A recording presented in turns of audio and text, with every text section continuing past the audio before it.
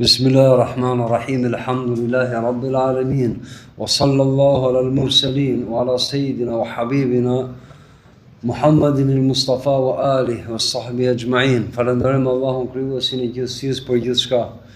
E veçanërisht e falenderojmë për ndërimin dhe lartimin dhe begatin më të madhe udhëzimin tonë islam. Paqja dhe bekimi i Zotit qoftë me krejt profetët, vunën e tyre Muhammed alayhis salatu wassalam, familjen, shokët e tij.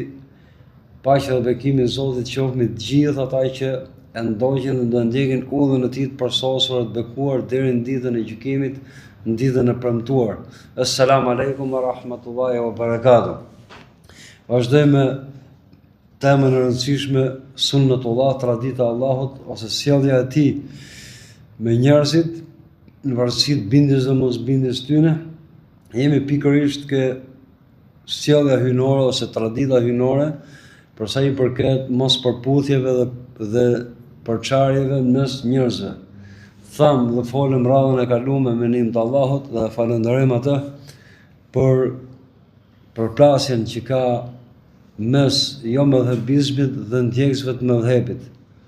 Tham, përveç atyre që kanë arrit gradin e lartë të ijtihadit, krejt muslimanë tjerë duhet ndjekin një mëdhëb dhe janë garantuar në rrugën drejt Zotit, në zbatimin e fesë islame. Është moralin islam që të nderojë çdo musliman një musliman zakonshëm. Dhe kur flitet për nderimin e dietarëve, e sidomos të imamlarëve, titullarëve më të mëdhej të ummetit Muhammedit alayhis salatu wassalam, si që janë imamlarët e katër mëdhëbeve, shkolla juridike të Ahlus Sunnetit dhe kush janë gradën e tyre. Është detyrë prej hynore që do ta nënshtrojmë veten sikurse nënshtrojmë veten dhe bindemi për krejt e tyra të tjera. Se përndryshe, i kemi hyrë në hak Zotit edhe robit Zotit, i kemi hyrë në hak krejt ummetit. Ne tham, ndjekim një mëdhëb, nga katër shkollat e Ahlus Sunnetit që janë konfirmuar, janë vërtetuar brez mas brezi nga dietar të rangjeve të larta, por jo me bindjen që ndjekja e një nga këtyre imamlarëve ose mëdhëbeve, me bindjen, pra nuk lejohet të kesh bindjen që janë absolut në gjykimet dhe fetvat e tyre, sepse ke njerëzit pra mas Allahut absolut dhe i ruajtur dhe i garantuar për të madhe Zot që nuk ka rënë gabim, është vetëm Muhamedi alayhis salatu wassalam. Edhe pse nga domosdoshmëria ne do të ndjekim një mëdhëb. Është domosdoshmëri, pra përderisa ne jemi të paaftë, siç e shpjeguam radhën e kaluar, të zbërthejmë dhe shfrytëzojmë tekstin hynor, Koranin dhe çka ka nga profeti alayhis salatu wassalam, dhe t'i përgjigjemi gjitha nevojave të jetës, gjitha aspekteve të jetës, t'i përgjigjemi me sjellje sipas islamit. Kalojmë ke pikë tjetër që është e rëndësishme. Pra mos i tham që mrena një farmas ose mrena disa kufive mos përputhja me normat islame, me edukatën, me moralin islam, për sa i përket në shërbim qëllimeve të larta për të rrogë të vërtetën dhe të drejtën, është e pëlqyeshme. Nëse kalohen caqet morale, ato që janë përcaktuar në islam, aq më tepër kur sjellin përçarje, sjellin armiqësi mes muslimanëve, mes besimtarëve, deri në atë që as do të ndodhi kur në urrëtie, deri në përplasje fizike që mund të ketë ndodhur, domethënë për sa i përket ndjekësve të katër shkollave juridike, ka ndodhur përplasje të mëdha, por jo në to ushtarake, si mund të themi, siç ka ndodhur mes sunnive dhe sekteve, që të gjitha janë haram, Dhe përderisa janë haram, janë të urrëtur nga Imam i Zotit. Dhe si të tilla kanë pasoja të rënda për ummetin në këtë botë, kanë pasoja shumë të rënda për ummetin në këtë botë, pra që shkatërrojnë shoqërinë islame dhe shtetin islam, pra sistemin islam, bëjnë të mundur armiqve të islamit ta çojnë më tej shkatërrimin dhe dobësimin deri në poshtrim, siç kanë ndodhur, dhe po i përjetojmë sot e kësaj dite këto. Dhe në botën tjetër ka gjyq para të Mohamedit Zot pikërisht për përçarjen dhe armiqsinë mes muslimanëve. Domethënë dhe gjyqi për botë për të Mohamedit Zot për çdo gjë, llogaria për përçarjen është e përmendur në Kur'an disa herë. Dhe pa tjetër që kanë dëshkim botën tjetër, Zoti na ruaj dhe na fal gjithë. Po të shikojmë, domethënë, marrim një shembull nga dukuritë që kanë ndodhur këto 10 vjeçarët e fundit këtu në Shqipëri dhe shumë kohë përpara në vende arabo-muslimane, përçarje mas debateve për mesele, për çështje të shariatit, që kanë sjell, domethënë, pasoja tepër të rënda deri në urrëtie, deri në përçarje reale. Për shembull, të marrim ca çështje siç është e drejtë në durve për tekbira, për lëvizjen namaz, ose ca çështje të ngjashme me si kjo. Këto e funit, këto janë mustahab, janë thjesht pëlqyeshme. Unë po e marr si shembull, se kështu meselesh ka plot. Është mustahab, ose mund të jetë sunet, këtë disa dietar. Dhe ndodh që zbatuesit e një medhebi të caktuar, siç janë në rastin konkret Hanefit ose Malikit, nuk i ngrenë durën gjatë lëvizjes të namazit kur bëjnë tekbira për të thënë Allahu Akbar. Duke qëndruar besnik një shkollë juridike të caktuar. Dhe kur them një shkollë juridike të caktuar të ahli sunetit, pa fije në dyshimit që ato që kanë dhënë këtë fetva kanë argumentet e veta. Nëse ke para tjetër për një ose disa mesele, kanë argumente që në gjykimin e tyre janë më të forta se këto të parat. Domethënë, asnjë e para punës, asnjë nuk akuzohet dhe nuk paditet në këtë rast përderisa vjen me argument për shtrembrim të fesë. Absolutisht është haram. E dyta, çkem ke i parim që është i papunshëm dhe nuk duhet të guxoj kush nga musliman ta vënë dyshim dhe mos ta zbatoj.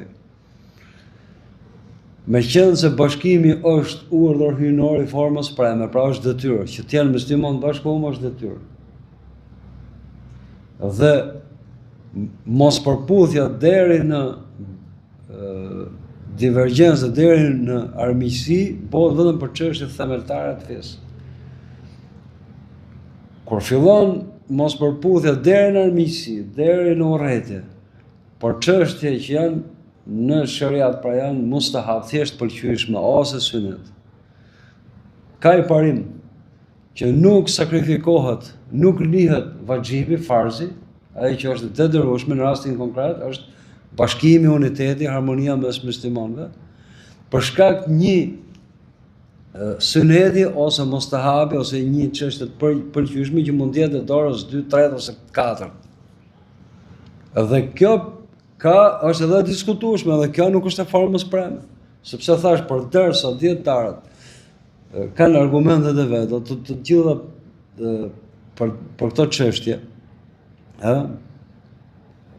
edhe pse mund të jetë ke njëri argumenti më i fortë dhe ke tjetri më i dobët, janë të justifikuar me argumentin që njihet në Islam, në shariat, argument, provë nga Kurani, nga Suneti. Më i dobëti që mund të jetë është justifikuar për atë veprim që bën. Dhe nuk mund ta akuzosh për devijim fe, absolutisht. Dhe them, në dihet në 4 mëdhëvet nuk ka gjë të tillë. Nuk ekziston një fetva e pa mbrojtur me argument. Me argument flas shariatik, jo argument të rrugës ose me një shkencë tjetër. Atëherë, me qenë se për çështje, flas debatet ose grindjet që kanë ndodhur mes jo më dhe bistave që në origjinën e vet, zanafillin e vet, janë sektit Vahabi ose ringjallës të Khawarijve, edhe pse ato kanë nën fraksionet e veta. Unë e mora si shembull se jo vetëm Shqipëri, por gjithë botën islame ku kanë shku, domethënë kanë asaruar, kanë provokuar musliman për disa mesela, siç është kjo puna e tajt me zdurve o të ngjashme me këto. Tek e funit, edhe nëse nuk i nërë durët, namazi është i saktë. Por edhe mos me i lidh durët namaz, kur e në kam, prap namazi është i saktë. Pra nuk hyn as ke farzet e namazit, ose ke shtyllat e namazit, as ke vajxhibet dhe detyrimet e namazit, për janë thjesht plotësuese për ta përsos namazin. Atëherë, mbrenda parimit përgjithshëm, që e kanë thënë dietarët po nga teksti hyjnor, që nuk lihet të farzi për shkak të sunetit, ose që është në grad më poshtë e sunetit, që ne themi mustahab ose thjesht e pëlqyeshme. Mbaroi çështja kaq. Mbaroi çështja. Për shembull, tregojnë kështu si pjesë humoristike, një xhami të Egjiptit, vjen vakti namazit, s'kishte ardhur muezini, nga të pranishmit s'dinte asnjë me thirr bukur namazit, njëri tha ta vëmë tin qizume. Kjo mikrofone thirrët namazit, filloi debati, mbrëna, besimtarve gati sa so përleshën grushta.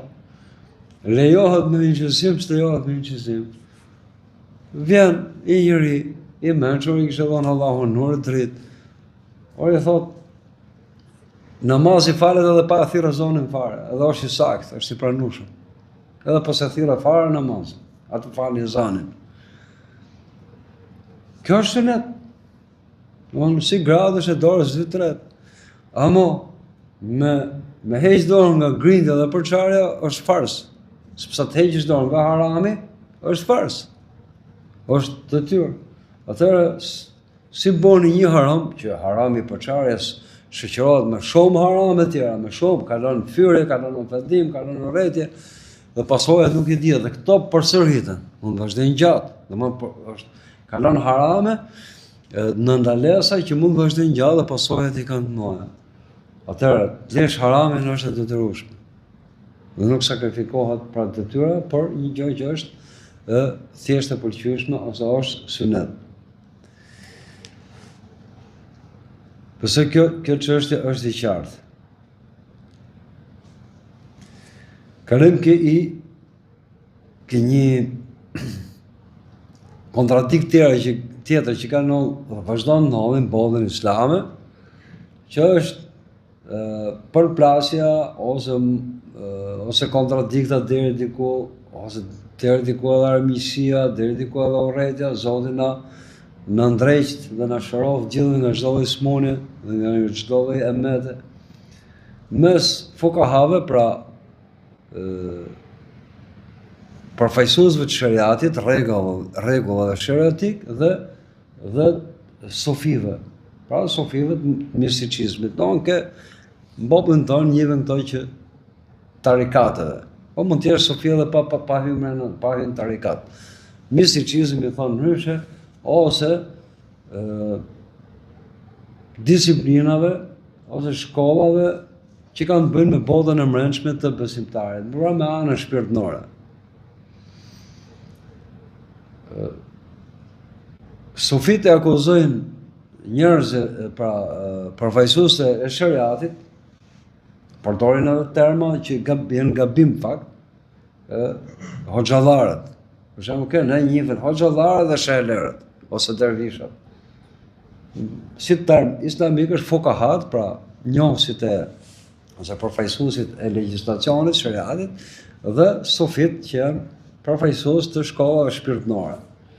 Sufit akuzojnë këto të parët, pra që jeni si përfaqësuar, merrni thjesht jeni të përqendruar këtë çështjet që kanë bëjnë me përkushtimin ndaj Zotit, po me gjymtyr, me trup, pra si përfaqësuar. Kurse ne thonë, merrni me çështjet e mbrëmshme, Fukahat, pra këto përfaqësues e shariatit, akuzojnë këto dy, thotë pretendimet e juaja janë të kota, se ju jeni devijum, sepse nuk i kushtoni rëndësi kësaj tjetrës. Edhe kështu me radhë, ka pas, domethënë, që në fillimet e Islamit, një shekujt e parë fare, po ka pas një përplasje të tillë. Deri në armiqsinë, deri në urrëtin, deri në përbuzjen, deri në ignorim të njëri tjetrit. Atëherë me që përçarja është haram, ka pasoja të mëdha në këtë botë, për imetin, për çdo musliman, edhe kanë të shkim botën tjetër. Atëherë duhet me qetë e para punës rrugën e profilaksisë, e parandalimit, se dihet, siç thuhet me fjalë turp, parandalimi është më i mirë se kurimi, sepse kurimi nuk ka më garancia, a ka dobi, s'ka dobi. Kurse kur i parandalon smunjen, atëherë je i sigurt. Ke edhe kurimin, nëse ka marr çështja krisën e vet negative, po flasim për atë që e kemi për detyrë ta mësojmë, pra mbi të gjitha, me ditë si me e kuru ose me parandalu. Të dy palët, edhe përfaqësues të shariatit, edhe ato të misticizmit, për të tasawufit, e kanë ndaluar të dy palët ta ignorojnë në mënyrë absolute palën tjetër. Pra, ju jeni krejt gabim. Edhe pala tjetër ju jeni krejt gabim. Kjo është haram në Islam. Nuk lejohet në Islam të gjykosh edhe një popull ose një grup njerëzish, domthonë tërësisht, ose një shkollë apo një qendrim ose një përfaqësues në këtë rast që të një degë të shkend një urive islame, siç është shariati, ti akuzosh gjithë në tuf për herë, tërësisht. Jo, në Islam oferë drejtësisë, kapen çështjet një nga një, shqyrtohet gjithë secila. Atëherë, e para punës, sofit, kene me termat e Shqipënisë, shehlerët të akuzojnë hoxhallarët, që jeni si përfaqësor, jeni të cekat e tjerë, keni probleme me anën shpirtërore, me çështjet e nefsit, e egos, dhe jeni domethënë shumë larg nesh, kurse ne jemi të botës shpirtërore, ne përpiqemi të pastrojmë brendin tonë, të pastrojmë zemrat, të luftojmë me egon, me nefsin, me unin, dhe kjo është thelbi i fesë. Nuk mund, s'kan drejt t'i akuzojnë. Pse s'kan drejt t'i akuzojnë? Sepse të dyja këto hapësirat janë të fesë islame. Edhe rregullat e shariatit janë urdhëruar për të mëdhen sot, pra që sqarojnë detyrimet, pra që kanë bëjnë me nënshtrimin bindjen ndaj Zotit me vepra fizikisht. Po edhe pjesa tjetër që është çështja e mbrëmshme, e punë e menes dhe e zemrës, anës shpirtërore, edhe ajo është e urdhëruar me shariat. Të dy palët duhet të kenë bindjen që janë, edhe pse përfaqësojnë, si ta thosh, deg të veçantë të fesë islame, të gjitha janë të urdhëruara që të dy që janë urdhëresa për vetë nënshtrimin dhe bindjen ndaj Zotit, me veprime si përfaqësore që i sqaron shariati dhe ato të mbrëmshme punët e zemrës, janë të urdhëruara të dyja palët. Pra, sikurse ne për shembull adhurojmë Zotin me namaz. Namazi ka rregullat e veta. Fillon me pastërtinë, me abdesin, gustin çka janë, me rregullat e namazit. Këto janë të urdhëruara për të dy palët, edhe për ato që janë që merren me shariatin, po edhe për sufit. Të gjithë janë të urdhëruar për namaz. Duhet t'i dinë të dyja palët, dhe duhet t'i zbatojnë të dyja palët. Vim ke rregullat që janë më të holla, normalisht janë më i çik koklavitura, që kanë bënë me botën e mbrëmshme të njeriut, me luftën kundër unit, kundër nefsit, kundër egos, me kalitjen e karakterit, pra me nënshtrimin e egoizmit, me pastrimin e zemrës, ta janë punë të mrekullueshme. Nëse e ka specialitet dhe ka njohuri të thella, një sheh, a mund ta quajmë sheh, në fakt edhe hoxha duhet i di. Si Islami është një, nuk edhe nuk i ndahen. Ndahen për lehtësi studimi, kaq. Për janë të urdhënuar të dy palët. Ajetet e Kuranit që folin për pastrimin e nefsit, për pastrimin për punë të zemrës, quhen ndryshe punë të zemrës. Janë të urdhënuar edhe ato që kanë studiu ose janë specializuar për shariat. Po themi me termat e shqiptarëve edhe hoxhallarët, po edhe shehlerët. Çano ekstremiteti në kur masi për të dy dimensionet e njeriut, për verbrat si përfaqësore dhe verbrat e zemrës, punët e zemrës, janë të urdhënuar të gjithë. Se feja është një. E para punës nuk do të thotë pse je i specializuar në shariat dhe nuk rrezikon që të lesh diçka mangët nga shariati. Dhe nuk do të thotë që je i specializuar për çështje shpirtërore të mbrëmshme dhe nuk mund të shpëtoj vetja prej dore dhe të kesh probleme me punë të zemrës. Të kesh probleme me unin, me egon, me nefsin. Sa mistik ose shehler që kanë folë gjithë jetën për ta mposht unin, për ta mposht nefsin, kanë folë si pastrohet zemra, ç'a duhet me vepru. Në fund fare kanë përfunduar në kulmin e menjëmollit, e fodullit. Pra, këto përdorës janë urdhra hyjnor për gjithë muslimanët, pavarësisht specialitetit të studimit të njërit apo tjetër ose të praktikës ose mësimdhënies, atëherë të dyja palët do të kenë bindjen që përveç pejgamberit sallallahu alaihi wasallam asnjëri nuk është i garantuar për Allahut që nuk gabon. Qoftë ke zbatimi i rregullat të shariatit, qoftë ke punte e mbrëmshme. Pse unë jam i specializuar ose merrem ka jam thellu ke çështjet e zemrës, ke përsjatjet e njeriut, cytësit nga shejtani, nga uni, nga nefsi, nuk do thotë që jam i garantuar, që jam nga dhimbtar, jam fitimtar gjithmonë kundra ose ndaj egos time. Jo, mund të rrihet të mbaj leksione gjithë ditën, po s'jam i sigurt, s'kam garanci. Unë s'jam profet, as engjëll, as melek. Pra, gjëja e parë që kurohet këtë çështje është që këto janë urdhra për të gjithë.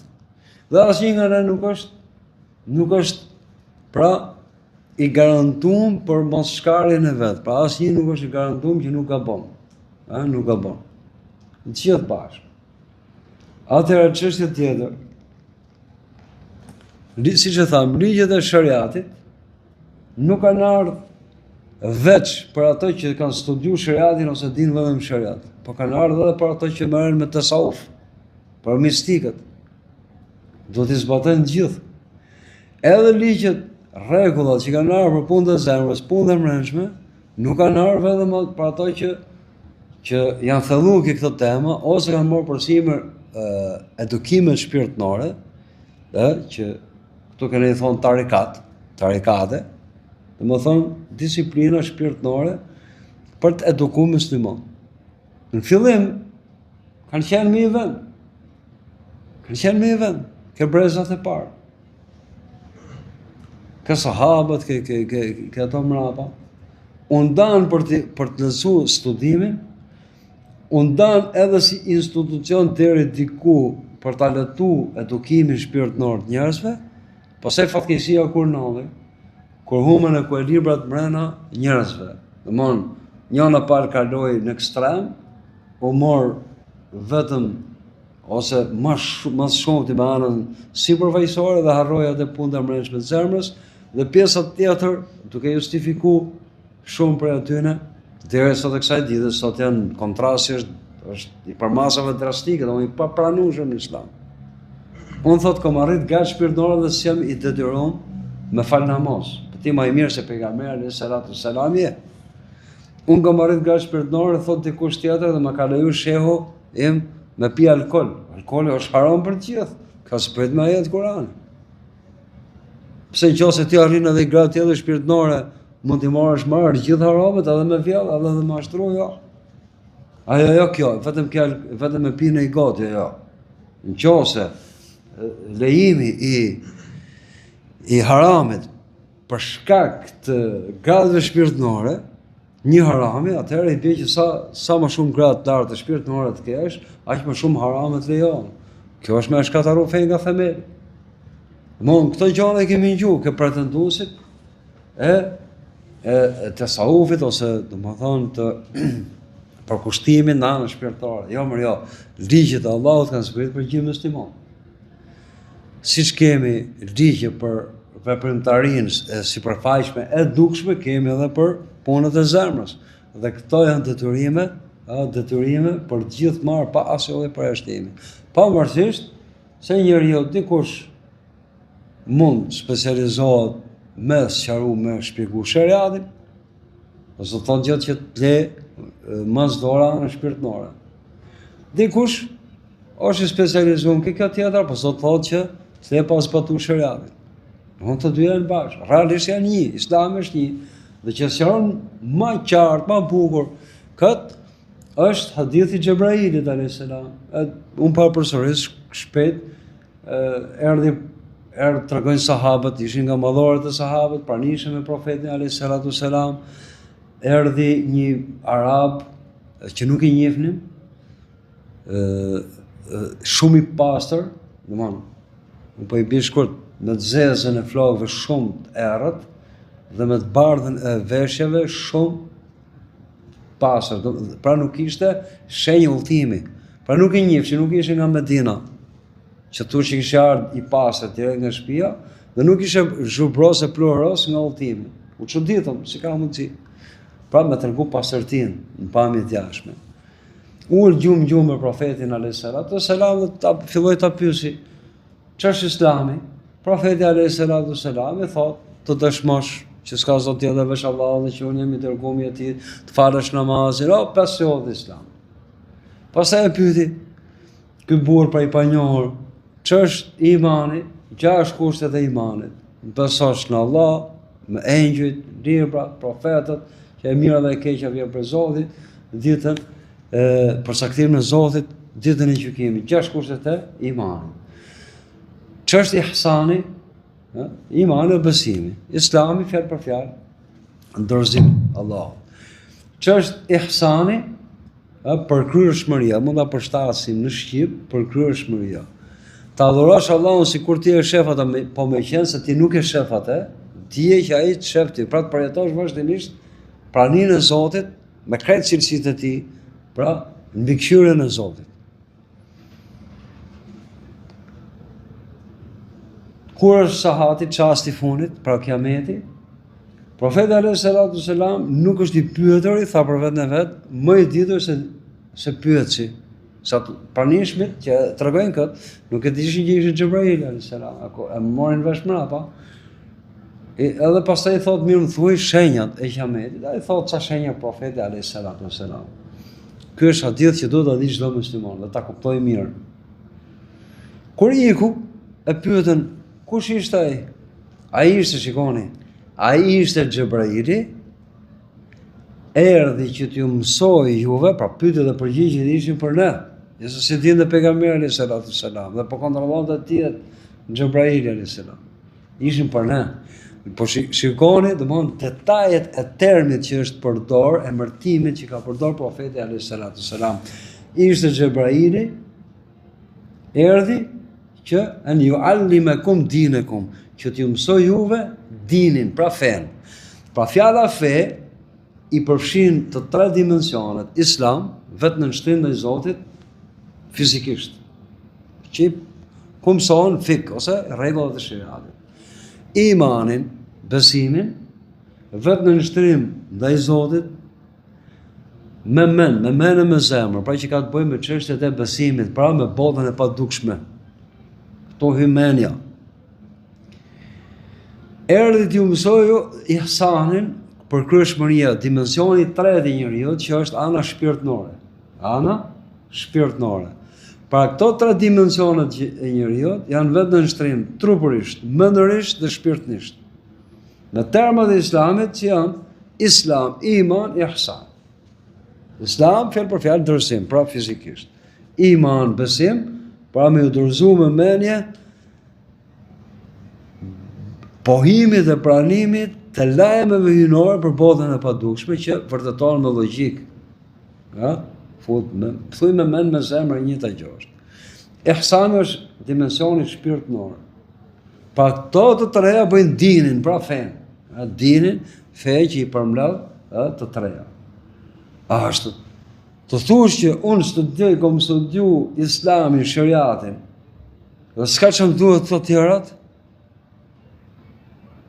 në këtë thota, sepse pa iman, pa besim, nuk quhesh, nuk pranohesh ka Allahu. Këto dy të parat, nuk ka që më duhet ihsani, pra në tasawuf, më qa merret kryesisht tasawufi, me ihsanin, me dimensionin e tre shpirtënor. Tasawufi, dhe më ihsani, që ka të boj, me që ka të boj? Me sinceritetin, me pastërtin shpirtënor me Zotin. Pra ato dy të parat, nëse nuk është ikhlasi, sinceriteti, nuk pranohen ke Allahu. Pra duhen të treja. Duhen të treja, nuk ndahen. Realisht janë një. Janë vetë në nështrim ndaj Zotit, me krejt bindje, me krejt dimensionet tuja. Është një gjë që harrohet, unë po them për dobi se s'ka lidhje me temën. Tham tre dimensionet. Fizik, mendor dhe shpirtënor, që i ka njeriu. Dhe janë sqaruar në Islam. Feja jonë është e përsosur dhe gjithë përfshirëse. Jo vetëm në anë të jetës, por edhe këto dimensionet e njeriu. Se ky njeri do jetojë jetën. E pyet kur është sahati, çasti i fundit. Xhebraili. Nuk e di. Shkurt. Më thuj shenjat. Edhe i thot sa shenjat e Kiametit. Ky është dimensioni kohë. Dimensioni i katërt, nuk parafolin për këtë. Dimensioni ka, pra, këto tre dimensionet që unë i kam ke njësia ime, si njëri, si person, do sprovohen në dimensioni ka, do sprovohen për balë ndryshimeve, ngjarjeve, ndollive që do ndodhin në kohë. Koha, realisht nuk ka kufi, po si përcaktohet koha, në bazë të ndollive. E qartë? Nocioni ko është pa kufi fare, po si e përcaktojmë kohën në bazë të ndollive, qartë? Pra dimensioni ko, në dimensionin ko ne jemi të sprovuar. Pra këto tre vetë në nështrimet, pra trupërisht, mendërisht, shpirtërisht, të na sprovojë Allahu gjatë kohës, kur themi kohës, ngjarjeve të kohës. Ngjarjeve, sfidave që të sjellë kohë. Siç janë 180 shenja Kiameti, pra për hapja e kamatas, e zinas, e garimi që të bëjnë barinjt e komsbathë që thotë profeti alayhis salam që do garojnë në lartimin e ndërtesave, kush i bën më të lartë, shenja që kanë ardhur, shumica dërmuese kanë ardhur. Pra ne kemi ardhur këtë botë me njohë dhe me adhuru Zotin. Që të adhurojmë Zotin, të të nënshtrohemi atit. Në kretë në tre dimensionet tonë. Atëherë, mund të thush për në një nga këto që kjo bolla e s'bë, jo. Një po hoqe, dole kafeja. Një po mohove, dole kafeja me vepra. Po më bindje, dole kafeja kretë. Dole kafeja kretë edhe me bindje, Zotin në rujtë. Pra, do të fillosh të njohësh Islamin, dhe më thonë, çështje thelbësore, kryesore të Islamin, që mund kurosh, ose na bëv Zoti marrë mirë, edhe na letoft, dhe na dhon sukses, deri ke parandalimi. Po si njofte, si do e parandalosh? Dhe më thonë, kontradiktat mos përputhet që kanë musliman me janë tjetër, ose gjithë se cili specialitet, edhe që ka humbur ekuilibrin, edhe do të si fitohet ekuilibri, rikthehet duke përjetu, mësu dhe përjetu dhe zbatu Islamin, të rësisht si që ka zbret Zoti, ai është një, nuk mund pra të çungojmë, as të coptojmë, as të pjestojmë Islamin, nuk i lejohet askush se ka këtë drejtë. Ja lutim Allahun të mësoj atë që se dim dhe të na shtoj ditëlin, dhe të na jap do bi nga didonia që na dhuron, dhe do na dhurojë inshallah në të ardhmen. Do na ruaj nga didonia që nuk ka dobi dhe nga ajo zemra që nuk bindet për manditi, na ruaj nga uni nefsi që s'ngopet, nga veprat për cilave nuk kënaqet dhe nga lutjet që nuk kanë përgjigje. Allahu na ndreq neve dhe veprat tona, sipërfaqen tonë, punët tona dukshme dhe punët e zemrës, dhe na e shlirof shpirtin nga çdo lloj ngërçi dhe robërimi që vjen prej nefsit, prej unit. Allahu na bashkoft për punë mira dhe me njerëz të mirë këtë botë dhe në botën tjetër. Amin. Walhamdulillahi rabbil alamin. Wa sallallahu ala sayyidina Muhammad wa alihi wa sahbihi ajma'in. Assalamu alaikum wa rahmatullahi wa barakatuh.